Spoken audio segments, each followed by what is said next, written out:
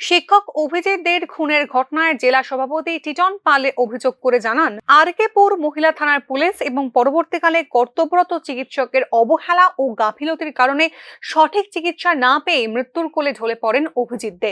ঘটনার তদন্ত প্রক্রিয়ায় শাসক দলের দিকেও অভিযোগের আঙুল তোলেন জেলা কংগ্রেসের নেতারা। জেলা সভাপতি টিটন পাল অভিযোগ করেন, শিক্ষক খুনের ঘটনায় শাসক দলের নেতারাই জড়িত এবং মূল অভিযুক্ত সহ অন্যান্য অভিযুক্তদের বাঁচানোর চেষ্টা করছে শাসক শিবির।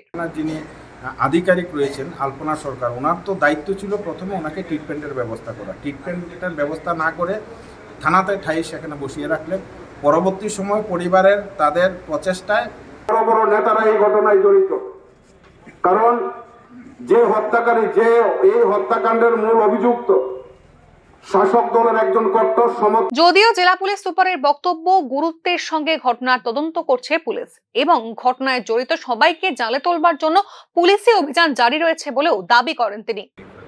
ऑपोजिशन लीडर पुलिस के ऊपर कोई प्रेशर नहीं है। पुलिस जो है इंडिपेंडेंटली काम कर रही है। जो भी लॉ ब्रेक करेगा he will definitely be booked under relevant sections.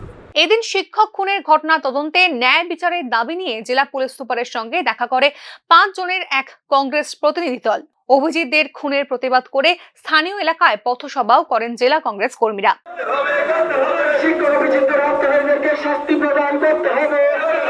Abhijit দে খুনের ঘটনায় পুলিশের গাফিলতি নিয়ে কদিন আগে সরব হন কংগ্রেস বিধায়ক সুদীপ রায় বর্মন। একজন শিক্ষকের এমন মর্মান্তিক মৃত্যু নিয়ে সারা রাজ্যেই চলছে পুলিশ প্রশাসনের বিরুদ্ধে সমালোচনার ঝড়। Bureau report, news now.